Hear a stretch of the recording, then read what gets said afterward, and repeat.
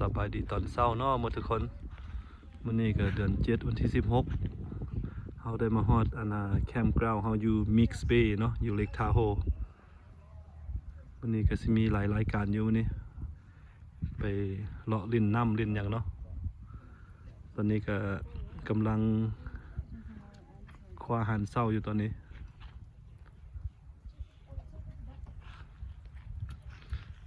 นี่ก็แม่นเทนท์ของพวกเรานอนเมื่อคืนนี้โอ้เมื่อคืนนี้มีตัวมีมาเมื่อคืนนี้ Hi Tiffany What you eating Brian What you eating Mommy, some noodles. Noodles. Let me see It looks pretty bad right now, but ทางพุ่นก็มีRVเนาะทางพุ่นเนาะ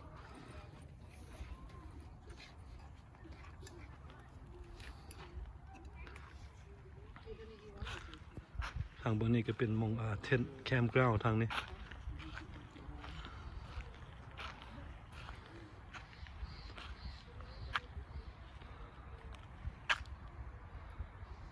บรรยากาศตอนเช้าก็เริ่มร้อนละประมาณ70ปลายมื้อนี้แต่เดี๋ยวนี้ก็ประมาณเกือบ70ละ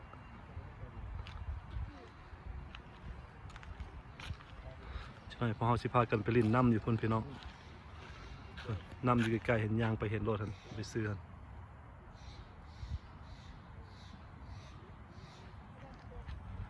สนาก็สิมากินข้าวเช้าข้าวหยังกันเนาะกินข้าวเช้าแล้วก็สิไปลอยลำ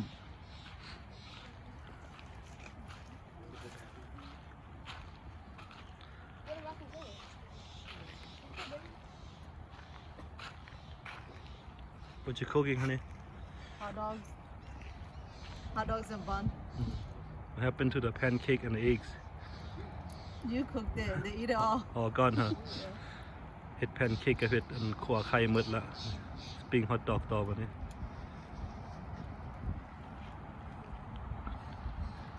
นี่อยู่ทางหลังใกล้ๆเฮานี่ก็มีมีห้องน้ำเนาะจากแคมป์ไซต์เฮาประมาณยังใกล้ๆถึงแล้วนี่ข้ามทางมานี่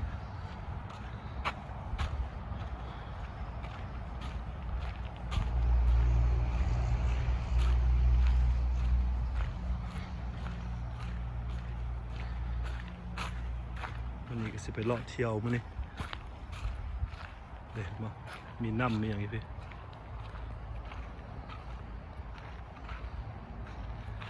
น้ำห้วยงามเด้พี่น้องน้ำห้วย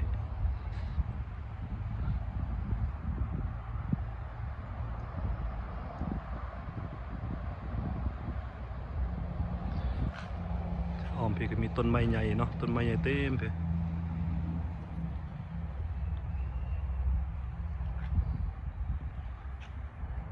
แคมป์ไซต์เขาก็อยู่หันแคมป์ไซต์เขานะ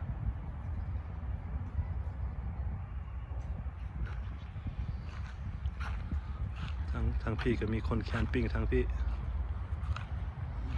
เต็มมื้อนี้ขนาดวันมื้อนี้วันพฤหัสมื้อนี้นะแต่คนเต็มแล้ว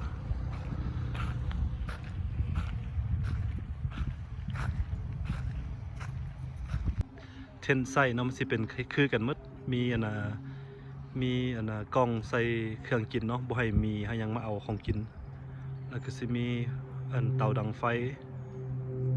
มีตั้งนั่งหันอยู่หันเนาะแล้วก็มีเป็นหม้องตั้งเต็นท์ตั้งหยังคือกันหมดหม้องจอดรถน้ำนี่ไปสิละ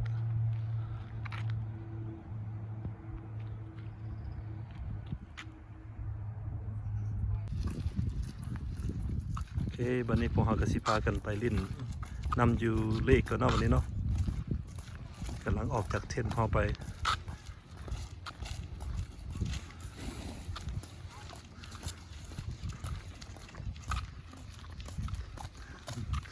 You guys have a good one.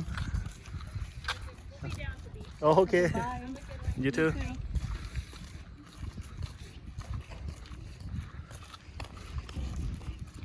ที่พ่อก็กำลังสิยางไปเลขตอนนี้ไปลอยน้ำ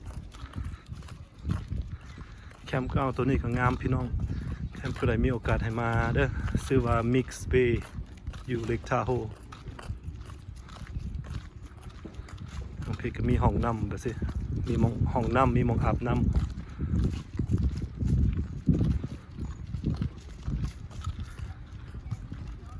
แล้วก็มีอันก๊อกน้ำให้อีกเนาะมีก๊อกน้ำนี่ Everything's washing. วิวแถวพี่ก็คักพี่น้องมีต้นไม้ใหญ่อ้อมเต็ม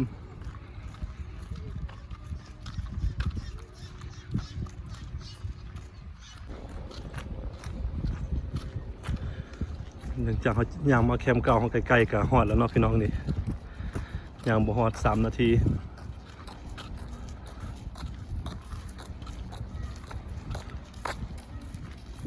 นี่มาฮอดหม่องลอยน้ำแล้วนี่อยู่แม่น Mixed Bay Campground เนาะ The water is aqua water. น้ำก็สีเป็นสีฟ้าอ่อนโอ้งามขนาดพี่น้อง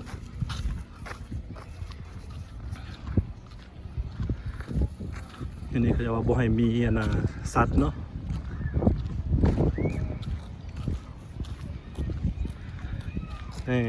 บรรยากาศของ Mixed Bay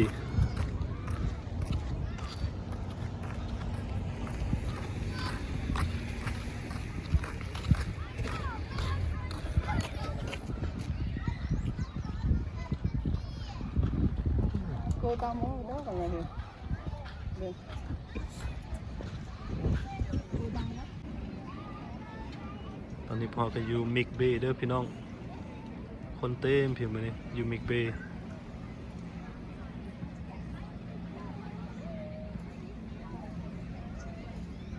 ขนาดว่ามื้อนี้มันวันพฤหัสได้อมื้อนี้คนยังเต็มเนาะคันวีคเอนด์นี่คนแห้งสิหลายเติมทางเพิ่นเด็กน้อยก็เล่นวอลเลย์บอลทางเพิ่น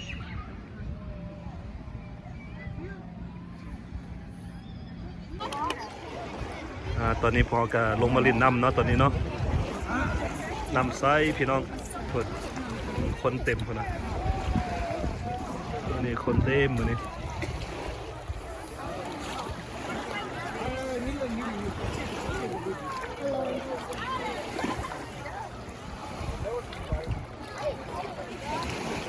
เพิ่นก็นั่งเล่นเนาะขี่แพดโบ๊ทขี่หยังเนาะหลายขนาดมื้อนี้บรรยากาศจะงามบรรยากาศคนเต็มพี่น้อง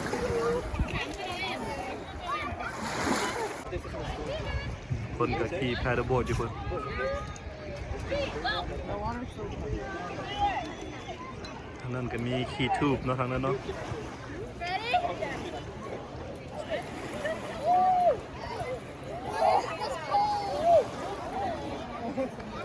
คนหลายขนาดพี่น้องเพิ่งน้ำพี่น้ำกับบักใสๆเพิ่นน้ำ Water is so clear huh Crystal clear. You see in the water, it's supposed to Yep. be like this. Line going through.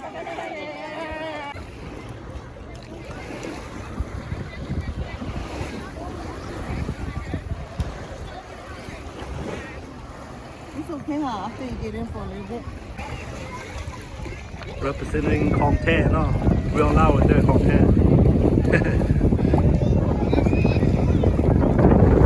คนก็หลายพี่น้องพุ่นเต็มขนาดมื้อนี้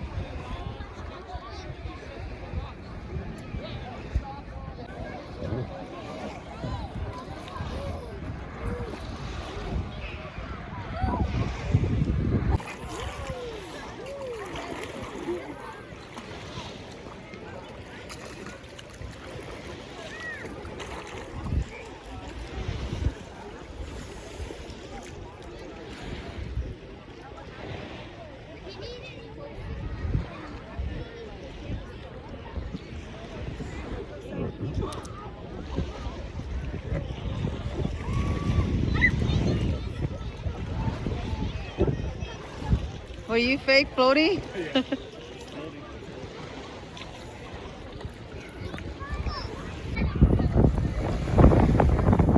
a lot of people today, huh? The same, Danny. How you like it so far, Danny? Good. The water's not too close, good. Yeah, perfect. There's a lot of people. about mixed bay. Look at the kids playing over there. With the rock. So our first time at mixed bay, guys. It's nice out here. There's some clear water, some good view. Got the mountain, everything. Good food, yep. Good vibe. It's a must. มาลองมื้อเด้อพี่น้องพี่บรรยากาศดี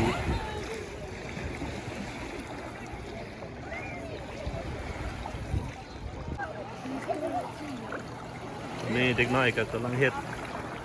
What you guys building, Brennan? Huh? Big Rock Town. Is that the one from Vegas? Yeah.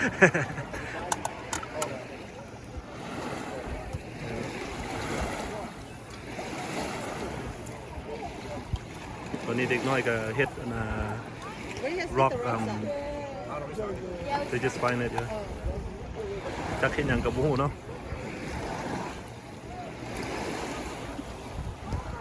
It's gonna go, Brennan.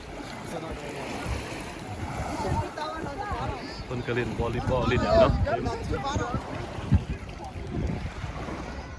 ขี่ paddleboard do that two bottom.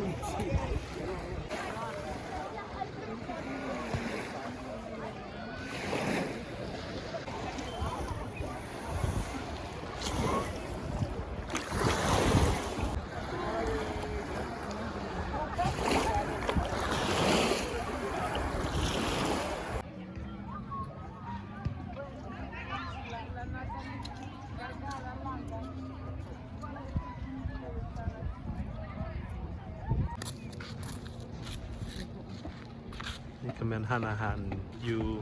Mix Bay เนาะ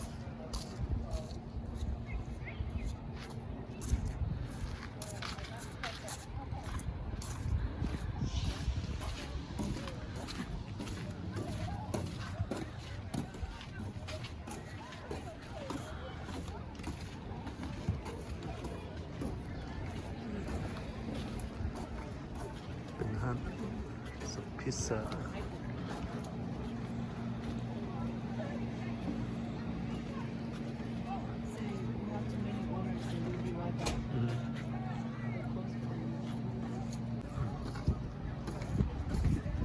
นี่ก็เป็นวิวจาก Mix Bay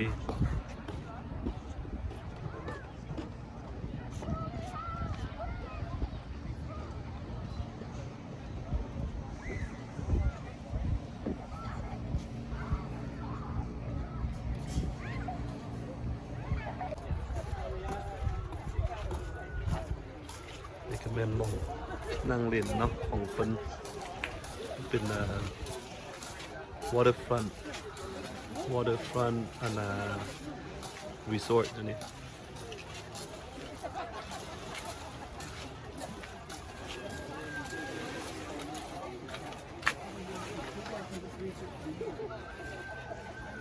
วิวก็งามพี่น้องพี่เห็นบ่อันนี้ผู้ใดอยากได้ห้องติดกับน้ำมาเช่าห้องนี่แล้วก็ออกมาทางหน้านี่แม่นน้ำเลยทางพี่ก็มีอีกอันหนึ่งเนาะเป็นห้องที่ว่าติดกับน้ำเลย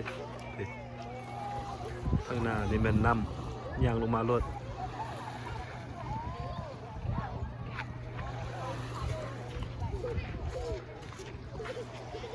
ห้องก็อยู่บนเส้นห้องเนาะงามหลายพี่น้องติดแคมป์น้ำเลย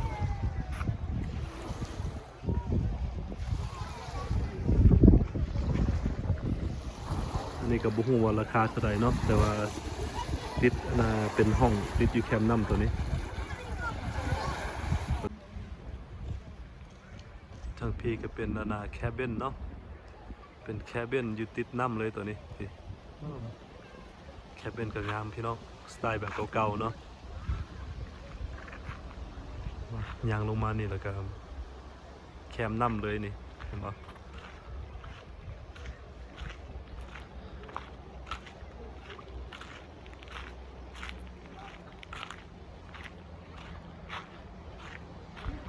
คนเล่นเต็มพี่น้อง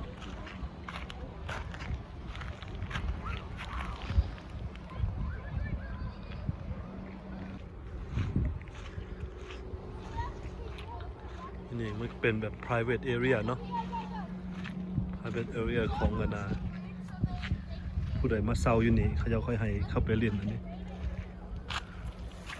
มันเป็นแบบคืออันน่ะบีชน้อยๆเนาะ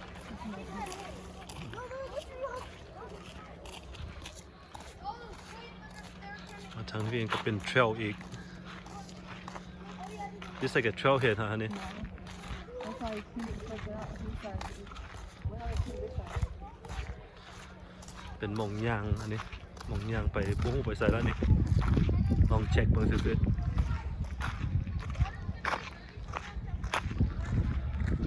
อยู่ทางหน้าเพิ่นก็มีอันน่ะน้ำเนาะโบก็ว่าให้มีแต่ guest only and to be on this point เนาะเป็นหมอง private อันนี้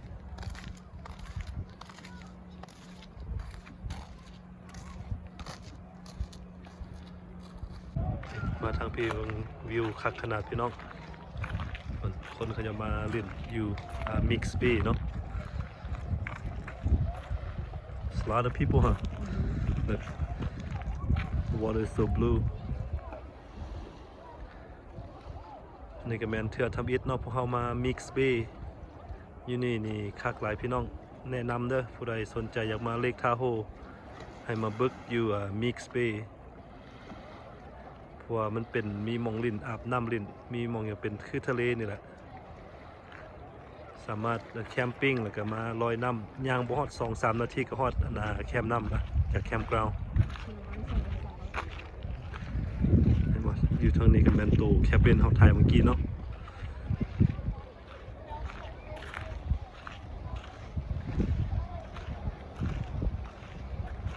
ถ้าผู้ใดสนใจอยากมาก็มาได้เด้อพี่น้อง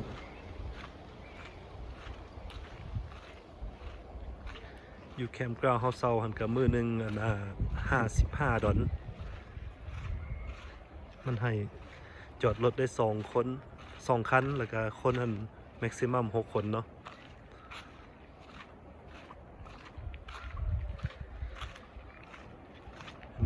ย่างไปใส่ก็มีเห็นแต่วิวงามๆย่างไปใส่ก็พอมันติดแคมป์นำเลย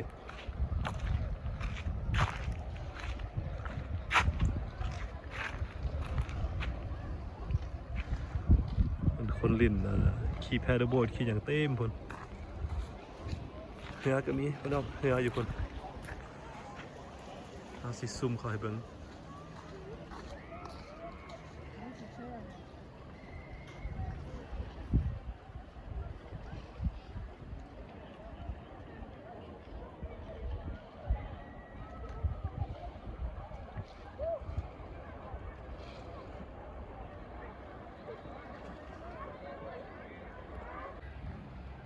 อยู่ทางพี่ก็มีหม่อง they ทำ parking เนาะอยู่นี่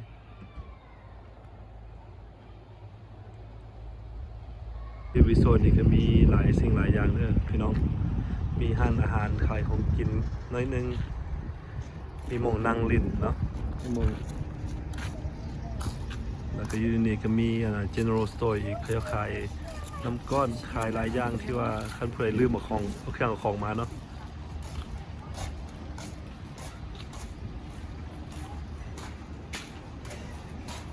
แต่ว่าอยู่นี่เขาจะปิดประมาณ8 โมงเนาะอยู่นี่เนาะนี่ก็มีขายน้ำก้อน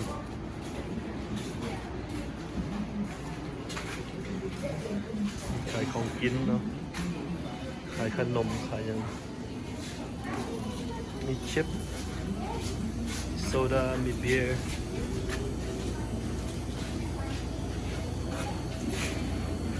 เลยอยากได้เบียร์ยังก็มีบัสบอลก็มีเนาะไวท์คลอเป็นน้ำโซดา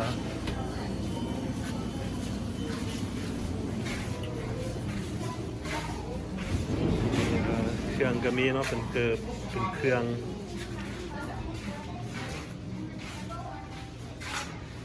ฉันว่าจะไปเฮ็ดแบบจูบีชอย่างก็มีนี่มีหลายอย่างอยู่พี่น้องมีเสื้อผ้าเนาะเสื้อผ้าก็มีนี่ Mix Bay sweater เนาะ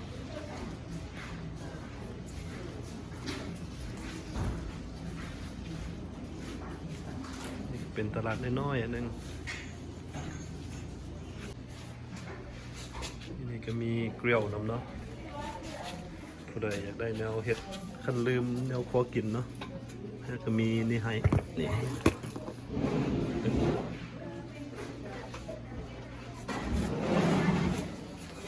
เกลียวเป็นหยังเป็นโฟลเดอร์ก็มีเนาะแต่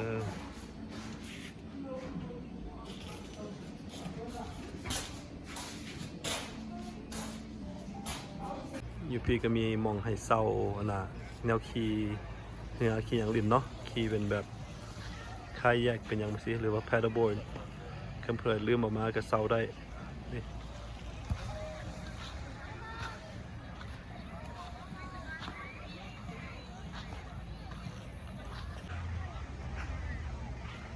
คุณเด็กน้อยเขาจะกลิ่นวอลเลย์บอลตัวนี้